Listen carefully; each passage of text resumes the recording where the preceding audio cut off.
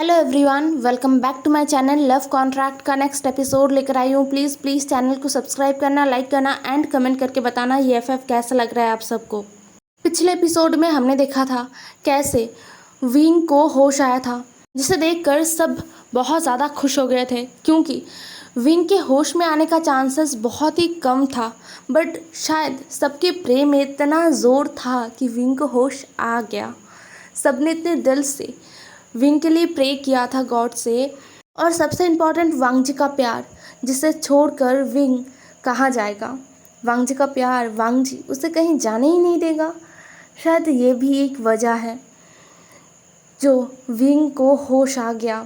And ये सारा emotional चीज़ें अगर साइड में किया भी जाए तो भी वेंचिंग का जो एफर्ट है वो काम में आ गया। वेंचिंग ने इतने मेहनत से विंग के लिए जो एंटीडोट बनाया था उसने अपना असर सही से दिखाया है। अब हम आगे देखते हैं। विंग जो धीरे धीरे अपनी आंखों को खोल चुका था, अभी भी वो पूरी तरीके से साफ साफ सब कुछ नहीं देख पा रहा था, लेकिन अपने आंखों के सामने वांग जी का चेहरा वो साफ साफ ज़रूर देख पा रहा था। उसका पूरा फोकस वांग जी पर था। विंग कुछ बोलना चाहता था लेकिन उसके मुंह से शब्द नहीं निकल रहे थे, जैसे कि उसका आवाज़ आ ही नहीं रहा है। विंग अपने हाथों को भी मूव करना चाहता था, अपनी बॉडी को उठाना चाहता था, लेकिन वो कुछ भी नहीं कर पा रहा था। उसे ऐसा महसूस हो रहा था बस उसके अंदर उसका जान ही है और कुछ भी नहीं। वो अपने बॉडी पर कंट्रोल नहीं कर पा रहा था, अपनी बॉडी को अपनी मर्ज़ी से हिला नहीं पा रहा था, बोल नहीं पा रहा था। विंग का दिमाग एकदम फ्रीज था। उसके आंखों के सामने बस वो वांग जी को ही देख पा रहा था। हालांकि उसके सामने लैन शिचैन, अंकल कुरैन, वेंचिंग वो सब थे, लेकिन विंग बस वांग जी को देख पा रहा था। और अभी विंग वांग जी को छूना चाहता था, लेकिन वो कुछ बोल नहीं पा रहा था और अपने हाथों को भी मूव नहीं कर पा रहा था। विंग के आइज़ को देखकर वेंचिंग को पता चल गया कि विंग थोड़ा घबरा गया है और थोड़ा बेचैन हो गया है। इसलिए वेंचिंग विंग का ध्यान अपनी तरफ खींचते हुए कहता है, विंग शांत रहो, शांत रहो विंग। तुम्हें कैसा महसूस हो रहा है, बोलने की कोशिश करो, अपने आप को शांत करो। लेकिन वेंचिंग का आवाज़ भी विंग के कानों तक पहुंच नहीं रहा था। विंग का पूरा फोकस वांग जी पर ही टिका हुआ था। वांग जी ने ये देखा और वो अपने हाथों को आगे बढ़ाकर विंग के आंखों के सामने अपना हाथ ले जाता है और विंग के आंखों को अपने हाथों से ढक देता है, जिससे विंग ने अपनी आंखों को बंद कर लिया था। वांग जी का वो टच, मतलब वांग जी ने उसके आंखों को ही छुआ है, बट फिर भी विंग को बहुत ज़्यादा शांति महसूस हो रहा था। उसे ऐसा लगा कि उसे एक नया ज़िंदगी मिला है। और विंग इस नए ज़िंदगी में अपनी आंखों को खोलते ही सबसे पहले वांग जी को देखा है, जिसे वो सबसे ज़्यादा प्यार करता है, जिसके लिए वो कुछ भी कर सकता है। वांग जी के उस टच से विंग का पूरा शरीर एकदम रिलैक्स हो गया था। विंग अपने आंखों को बंद करके बस वांग जी को महसूस कर रहा था। अब विंग को एक एक करके याद आ रहा था कि उसके साथ हो क्या रहा था। वो रेस्टोरेंट में था, शिचनगा के साथ था, लेकिन उसके बाद विंग को कुछ याद नहीं। उस समय शिचनगा के साथ विंग को ऐसा महसूस हो रहा था कि वो बस मरने ही वाला है और वो जल्द से जल्द वांग जी के पास पहुंचना चाहता है। वांग जी को एक बार, आखिरी बार के लिए मरने से पहले वो देखना चाहता है। रेस्टोरेंट में जब विंग अपने आंखों के सामने सब धुंधला देख पा रहा था ना, उसे महसूस हो रहा था कि अब उसकी बॉडी से उसका कंट्रोल खो गया है। अब वो गिर जाएगा और शायद अब वो मर जाएगा, लेकिन मरने से पहले वो एक बार वांग जी को देखना चाहता है। लेकिन उस वक्त कुछ ऐसा हुआ नहीं और उसके बाद विंग को कुछ याद नहीं है। विंग अपने आंखों को बंद किए हुए एक गहरा सा ब्रीथ लेता है और धीरे से अपने हैंड्स को मूव करना शुरू करता है। अब वो अपने हाथों को हिला पा रहा था। उसने धीरे धीरे अपने हाथों को ऊपर उठाया और वांग जी का जो हाथ उसके आंखों में था ना, उसके आंखों के ऊपर, उसके आंखों को ढका हुआ था, उस हाथ को विंग ने अपने एक हाथ से पकड़ लिया और धीरे धीरे उस हाथ को अपने आंखों के ऊपर से हटाया। अब विंग पहले से काफ़ी ज़्यादा शांत है। वांग जी जो चुपचाप विंग के फेस को ही देखे जा रहा था, उसके दिल में बहुत गुस्सा है विंग के लिए, बहुत ज़्यादा। लेकिन अभी विंग का हालत सही नहीं है। विंग पहले ठीक हो जाए, फिर वांग जी अपना पूरा गुस्सा विंग पर उतारने वाला है। खैर, अब विंग जब दूसरी बार अपनी आंखों को खोलता है ना, तो उसने सबको देखा, अंकल को देखा, शिचंगा को देखा, वेंचिंग को देखा और कुछ डॉक्टर्स जो उसके आसपास थे। हाँ, केबिन में बस इतने ही लोग थे। केबिन के बाहर बॉडीगार्ड्स थे, साथ में यानली, जियांग चैंग, नी होसांग, सोंगलैन, ये सभी बाहर थे। और कांच का जो बड़ा सा विंडो होता है ना, उससे सभी देख रहे थे, अंदर का जो नज़ारा है वो सब देख रहे थे। यहाँ से हमें फिर से केबिन के अंदर का दिखाया जाता है, जहाँ पर विंग धीरे धीरे अपना मुंह खोलता है और बहुत ही कमज़ोरी से भरे हुए अपनी आवाज़ को निकालता है। वो कहता है, अंकल, गगा, आप दोनों क्यों रो रहे हो? मैं ठीक हूँ, मुझे कुछ नहीं हुआ। अंकल, जो अपने आंसुओं को साफ करते हैं और विंग पर गुस्सा करते हुए कहते हैं, मैं क्यों रोने वाला हूँ? मैं बिल्कुल नहीं रो रहा, और तुम्हारे लिए तो बिल्कुल भी नहीं। तुम क्या सोचते हो अपने आप को? तुमने अपने बारे में इतना बड़ा डिसीजन ले लिया, एक बार हमसे बात भी नहीं किया। क्या तुम्हें ये लगता है कि वांगजी ठीक हो जाएगा और तुम हमें छोड़कर चले जाओगे तो हम खुश हो जाएंगे? अगर वेंचिंग थोड़ी सी लेट कर देती तो क्या होता तुम्हारा? हम तुम्हें दोबारा नहीं पाते। हम तुम्हें पूरे ज़िंदगी के लिए खो देते। बट तुम्हें तो इन सारी चीज़ों से कोई मतलब है ही नहीं। तुमने एक बार भी नहीं सोचा कि इस बूढ़े इंसान के दिल में क्या होगा। तुम शायद अभी मुझे अपना नहीं पाए हो, है ना विंग? ना ही मेरे फैमिली को और ना ही वांगजी को तुम उस तरीके से प्यार कर पाए हो। इसीलिए तो तुमने इतना बड़ा डिसीजन ले लिया। तुम्हें क्या लगता है वांगजी तुम्हें खोकर अपनी बीमारी ठीक होने का जश्न मनाता? तुमने सच में हमें बहुत दुख दिया है विंग, बहुत ज़्यादा। ये कहते हुए अंकल फिर से रो पड़े। वो अब तक विंग के सामने खुद का गुस्सा दिखाने की कोशिश कर रहे थे, लेकिन अपना बात कंप्लीट करते ही वो रो पड़े। शिचंगा ने अंकल को संभाला। शिचंगा की आंखों में भी गुस्सा साफ साफ दिख रहा था, लेकिन उन्होंने अभी कुछ कहा नहीं। विंग जो समझ सकता है, उसने वांगजी की आंखों में भी अपने लिए गुस्सा देखा है, बहुत ज़्यादा। उसे पता है कि उसने अपने इस फैमिली को दुख पहुंचाया है, जो इस दुनिया में एक लौता फैमिली है उसका, जिन्होंने उसे अपने दिल से अपनाया है, अपना 100% दे के प्यार दिया है। विंग ने उन्हें ही दुख पहुंचाया है, और सबसे ज़्यादा तो वांगजी को, जो शायद इस पूरे वर्ल्ड में उससे सबसे ज़्यादा प्यार करता है। लेकिन विंग क्या करता? विंग के पास कोई दूसरा ऑप्शन नहीं था। अगर विंग वांगजी को इस प्रोसेस के बारे में बताता तो वांगजी कभी भी राज़ी नहीं होता। और विंग वांगजी को ठीक देखना चाहता है। विंग वो लालच नहीं संभाल पाया। वो हमेशा से वांगजी की आंखों में वो खालीपन देख कर आया है। वांगजी और उसका रिश्ता ज़्यादा दिनों का नहीं है, लेकिन फिर भी वो वांगजी को इस दुनिया में सबसे ज़्यादा समझता है, क्योंकि वही वांगजी के सबसे करीब है और प्यार भी तो करता है वो सच्चा। इसलिए उसने हमेशा वांगजी के दिल में एक खालीपन देखा है, वांगजी की आंखों में एक खालीपन देखा है।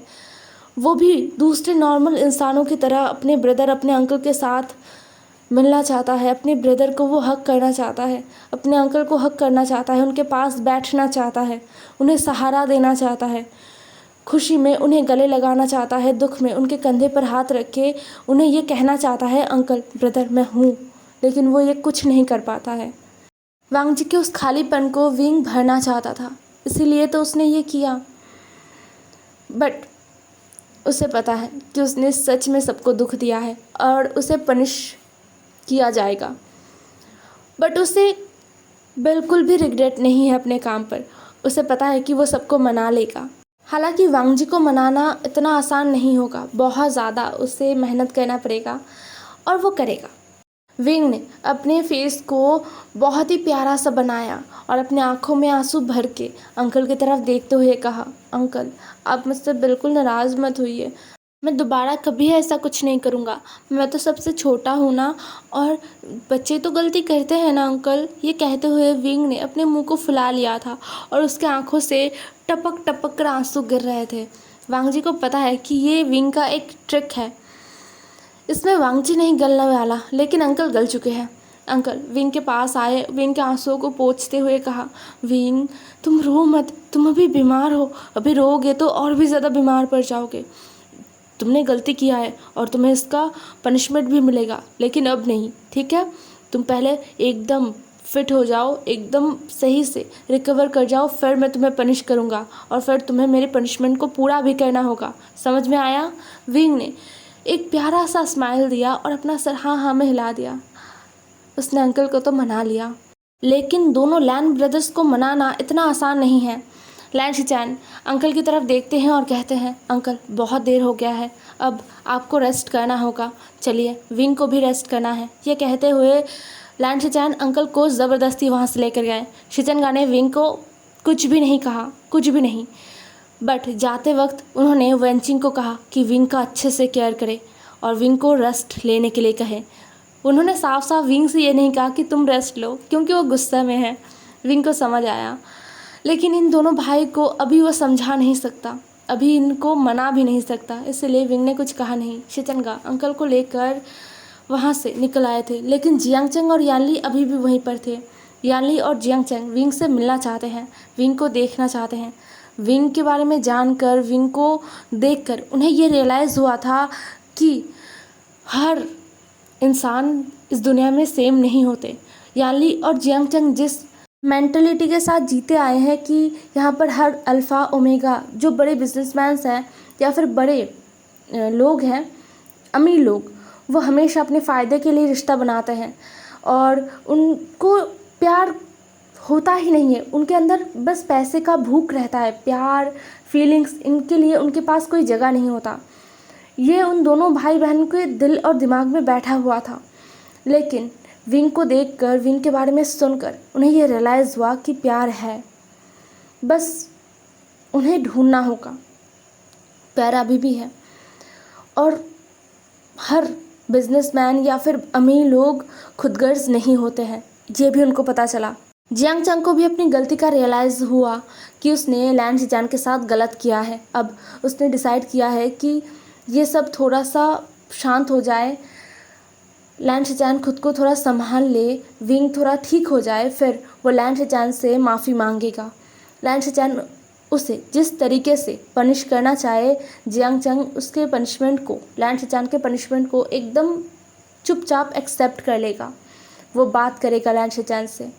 और यानली, वो तो एकदम फ़िदा हो गई थी वेंचिंग पर, उसे वेंचिंग से बात करनी थी। ये भी एक वजह है कि वो वहीं पर थी।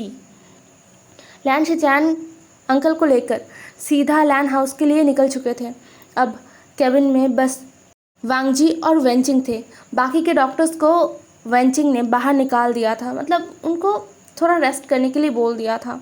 वेंचिंग जो अपने दोनों हाथों को अपने सीने पर बांधकर विंग की तरफ गुस्से से देख रही थी, तभी केबिन का डोर खुला और निये हुएसांग अंदर आया। निये हुएसांग के साथ जियांगचेंग और यानली भी अंदर आए और उनके साथ सॉन्गलैन भी अंदर आया।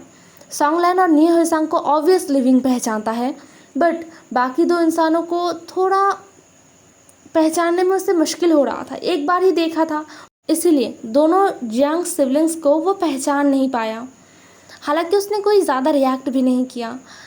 निये हुएसांग जो दौड़ के विंग के करीब आया और विंग को हग कर लिया और कहा, विंग तुम बहुत बुरे हो, तुमने मुझे बहुत डरा दिया, तुमने सबको डरा दिया, तुम ऐसा कैसे कर सकते हो विंग। विंग ने निये हुएसांग को बहुत ही प्यार से समझाया। विंग ने निये हुएसांग को कहा, हुएसांग शांत हो जाओ, मैं ठीक हूँ, मुझे कुछ नहीं हुआ, मैं इतनी जल्दी तुम लोगों का पीछा नहीं छोड़ूंगा, खासकर तुम्हारा। मुझे तो अभी बहुत कुछ देखना है, मुझे तुम्हारी शादी में जाना है। नहीं, मुझे पहले तुम्हारे लिए एक अल्फ़ा ढूंढना है, अच्छा सा। तुम जैसे डफर को कोई अच्छा अल्फ़ा मिलेगा नहीं और ना ही तुम ढूंढ पाओगे, इसलिए यह ज़िम्मा मुझे ही लेना पड़ेगा। इसलिए मैं और ब्रदर निये मिलकर तुम्हारे लिए एक अच्छा सा अल्फ़ा ढूंढ कर निकालेंगे और फिर तुमसे उस अल्फ़ा का शादी करवाना होगा और फिर मुझे उस शादी का पूरा इंतज़ाम देखना होगा। तो अभी भी बहुत बाकी है, फिर मुझे तुम्हारे बच्चों के साथ भी रहना है और फिर तुम्हारे बच्चों की शादी भी देखना है। ओ माय गॉड, मुझे और भी लंबी लाइफ जीना है। तुम्हें क्या लगता है मैं इतनी जल्दी मरने वाला था? निये होएसांग ने विंग के कंधे पर मुक्का मारा। विंग हंस पड़ा। निये होएसांग भी रोते हुए हंस पड़ा। उसने कहा, तुम नहीं सुधरने वाले। तुम्हें ऐसे वक्त पर भी ये सब कुछ याद आ रहा है? हाँ, मैं तुम्हें लेकर क्या करूँ विंग? विंग ने कहा, कुछ नहीं करो, बस मुझे गले लगा लो जोर से। निये होएसांग ने एक बार फिर विंग को गले से लगा लिया। फिर निये होएसांग विंग से अलग होता है और कहता है, तुम्हें पता है गगा भी आना चाहते थे, लेकिन मैंने मना किया। यहाँ पर इतने सारे लोग हैं, मैं नहीं चाहता कि तुम बीमार हो जाओ। तुम ठीक हो जाओ, फिर गगा तुमसे आके मिल जाएंगे। विंग ने अपना सर हाँ में हिला दिया और बोला, हाँ, ब्रदर निये को कहना कि वो मेरे लिए ज़्यादा चिंता ना करे, मैं ठीक हूँ। निये होएसांग जो उठकर खड़ा हो गया था। अब विंग ने सॉन्गलैंड की तरफ देखा। सॉन्गलैंड ने विंग को बोक किया और कहा, यंग मास्टर, आप कैसे हो? अभी आपका तबीयत ठीक लग रहा है ना? विंग ने स्माइल किया और बोला, हाँ सॉन्गलैंड गगा, मैं ठीक हूँ, मैं एकदम ठीक हूँ। ये कहते हुए विंग ने दोनों जियांग सिबलिंग्स की तरफ देखा। सॉन्गलैंड ने उनको इंट्रोड्यूस कराया। जियांग चंग जो अभी लैंड का सेक्रेटरी है। तो विंग ने जियांग चंग से बहुत ही पोलाइटली और हंसकर बात किया। विंग ने उस टाइम उस रेस्टोरेंट में भी जियांग चंग को देखा था, तो विंग को याद आया जियांग चंग जो बहुत ही प्यार से विंग को देखे जा रहा था। पता नहीं क्यों उसे ऐसा लग रहा था कि विंग बहुत ही प्यारा है। जियांग चंग अपने ख्यालों से बाहर आया और विंग की तरफ देखते हुए कहा, यंग मास्टर। विंग ने कहा, ओह प्लीज़ आप मुझे यंग मास्टर मत कहिए, विंग कह सकते हो, सब मुझे इसी नाम से बुलाते हैं तो मुझे अजीब लगता है, प्लीज़ विंग कहिए। जियांग चंग ने अपना सर हाँ में हिला दिया और बोला, विंग तुम कैसे हो? विंग ने कहा, मैं एकदम ठीक हूँ। I am really sorry Jiang चंग, मैंने आप सबको परेशान किया ना? जियांग चंग ने कहा, नहीं, तुमने परेशान नहीं किया, तुमने सबको नरक का दरवाज़ा दिखा दिया है। जियांग चंग ने ये मन में कहा, सीधा सीधा विंग को ये कहना सही नहीं होगा क्योंकि विंग से वो पहली बार बात कर रहा था। लेकिन अपने फेस पर एक स्माइल रखते हुए कहा, तुमने डरा दिया था। फिर यानली ने भी विंग से बात किया। वहाँ पर बस दो ही इंसान थे जो विंग से बात नहीं कर रहे थे, एक वेंचिंग और दूसरा वांगजी। यानली से बात करने के बाद विंग ने वेंचिंग की तरफ देखा। वेंचिंग जो उसे कब से बस घूरे ही जा रही थी। विंग ने अपना गला साफ किया और अपनी मासूमियत दिखाते हुए कहा, वेंचिंग तुम्हें अगर मुझे कुछ बोलना है तो बोल दो ना, तुम ऐसे घूर क्यों रहे हो, मुझे डरा क्यों रहे हो तुम? वेंचिंग अब खुद पर कंट्रोल नहीं रख पाई, वो चिल्ला चुकी थी बहुत ज़ोर से। हॉस्पिटल में चिल्लाना मना है, वो डॉक्टर है एक, बट अभी उसे होश नहीं था। वो चिल्ला रही थी, वो कह रही थी, तुम इतने बड़े सेल्फिश कैसे हो सकते हो विंग? तुमने मेरा प्रॉमिस तोड़ दिया। तुमने मुझसे प्रॉमिस किया था कि तुम अपने बारे में सब कुछ मुझे बताओगे, लेकिन तुमने अपना प्रॉमिस तोड़ दिया। अगर तुम्हें कुछ हो जाता तो मैं क्या करता विंग, बताओ मुझे। ये कहते हुए वेंचिंग एकदम विंग के करीब आ गई थी। वेंचिंग ने विंग के कॉलर को पकड़ा, विंग का जो हॉस्पिटल गाउन है ना उसके कॉलर को पकड़ा और बोला, तुम्हारी वजह से मुझे एक बार फिर वो दर्द महसूस हुआ जो काफ़ी सालों पहले मैंने अपने अंदर दबा लिया था। अपने मदर और फादर को अपनी आंखों के सामने मरते हुए देखकर जो दर्द मुझे उस समय हुआ था, वही दर्द तुमने मुझे दोबारा दिया है। तुमने ऐसा क्यों किया विंग? मैंने तुम्हें कहा था ना कि तुम अपना ध्यान रखना, तुम मुझे हर एक चीज़ के बारे में बताओगे, तुम्हारे साथ क्या हो रहा है क्या नहीं हो रहा है सब कुछ मुझे बताओगे। लेकिन तुमने ऐसा कुछ नहीं किया विंग, तुमने ऐसा कुछ नहीं किया। तुमने मुझे झूठ बोला। तुम ऐसा कैसे कर सकते हो? अगर तुम नहीं ठीक होते, अगर मैं तुम्हें बचा नहीं पाता तो क्या होता विंग? मैं वांगजी को क्या कहता, बताओ। वेंचिंग को इतना हाइपर होते देखकर सॉन्गलैंड आगे आया और उसने वेंचिंग को विंग से थोड़ा दूर किया। वेंचिंग जो कांप रही थी, पिछले 48 घंटे से वो खुद को संभाल के रखी थी क्योंकि उसके मन में एक ही बात चल रहा था, वो डॉक्टर है, वो विंग का ध्यान रख रही है, अगर वो टूट पड़ेगी तो विंग को कौन देखेगा। इसीलिए वो खुद को संभाल रही थी। लेकिन अब जब विंग ठीक है, विंग को होश आया है, तो वेंचिंग खुद को संभाल नहीं पाई। उसका पूरा इमोशन बाहर आ गया था एकदम। वेंचिंग रोते हुए कहती है, तुम इकलौते इंसान हो जिससे मैंने वेनिंग के जैसे इम्पोर्टेंस दिया है, लेकिन तुमने मेरे भरोसे को तोड़ दिया है विंग। मैं दोबारा कभी तुम पर भरोसा नहीं कर पाऊँगा, कभी नहीं। विंग जिसके आंखों में आंसू आ गए थे। अब वो अंकल को उस समय जो मनाने के लिए रो रहा था ना, वो रोना अलग था और अब का रोना अलग है। अब विंग सच में दुखी हो गया था वेंचिंग की बातों को सुनकर और उसके आंखों से आंसू निकल रहे थे। वेंचिंग विंग को उस तरीके से छोड़कर केबिन से बाहर निकल आई। उसे पता है कि उसने विंग को दर्द पहुंचाया है, लेकिन वो क्या करेगी, उसे भी तो दर्द हो रहा है। वेंचिंग के पीछे पीछे यानली भी बाहर आ गई थी। वेंचिंग जो सीधा हॉस्पिटल के पीछे एक बड़े से गार्डन में चली गई थी, यानली भी वेंचिंग के पीछे पीछे गार्डन में चली गई। वेंचिंग एक बेंच पर बैठकर रो रही थी। वो बहुत बुरी तरीके से रो रही थी। वो डरी हुई है बहुत ज़्यादा। उसके दिल में अभी भी वो डर है। उसके आंखों के सामने ना वो विंग का चेहरा घूमे जा रहा था। विंग की बॉडी का कंडीशन जो 48 घंटे पहले था, वो सब उसके आंखों के सामने अभी भी फिल्म की तरह चल रहा था, जिसे सोच सोच कर वो डर रही थी। अगर विंग को कुछ हो जाता तो वेंचिंग शायद कभी खुद को माफ़ नहीं कर पाती, कभी वांग जी के सामने अपने सर को उठाकर वांग जी के आंखों में देख कर बात नहीं कर पाती। यानली वेंचिंग से थोड़ी दूर एक और बेंच है, वहाँ पर बैठ जाती है। वेंचिंग के पास अभी वो नहीं जाती, वेंचिंग को रोने देती है। वो एक फ़ीमेल है, वेंचिंग भी एक फ़ीमेल है। हालांकि अल्फ़ा और ओमेगा जो डिफरेंस है उनके अंदर वो है, लेकिन फीमेल्स का इमोशंस उन दोनों के अंदर सेम है। तो यानली समझ पा रही है कि वेंचिंग को कैसा फील हो रहा है, इसलिए वो वेंचिंग को रोने दे रही है। दूसरी तरफ अब केबिन में कोई भी नहीं है। जियांग चंग जो जा चुका था, उससे एक अर्जेंट कॉल आया है, उसकी मॉम ने उसे बुलाया है, इसलिए उसे जाना पड़ा। और सॉन्गलैन निये होएसांग को उसके घर छोड़ने गया है। काफ़ी देर से निये होएसांग यहाँ पर है, इसलिए वो घर छोड़ने गया है। केबिन में बस वांग जी और विंग है। विंग अपने आंखों को बंद करके लेटा हुआ है और वांग जी विंग से थोड़े दूर एक सोफे पर बैठकर विंग को देख रहा है चुपचाप। विंग के होश में आने से लेकर अब तक उसने विंग से एक भी बार बात नहीं किया है। बहुत देर तक शांत रहने के बाद विंग चुप्पी को तोड़ते हुए कहता है, मुझसे बात नहीं करोगे वांग जी? वांग जी ने कुछ नहीं कहा। विंग जिसे बहुत रोना आ रहा था, उसने वांग जी के लिए ये सब किया है, बट फिर भी उसे पता है कि उसने वांग जी को ही सबसे ज़्यादा दुख पहुंचाया है, इसलिए विंग को बहुत रोना आ रहा है, बहुत ज़्यादा। लेकिन वो ऐसे रोना नहीं चाहता। वांग जी के सामने अभी वो रोना नहीं चाहता। अपने लिप्स को अपने दांतों से बाइट करके कुछ देर तक अपने इमोशन को अपने अंदर शांत करने की कोशिश करता है और फिर दोबारा कहता है, वांग जी मुझे दर्द हो रहा है।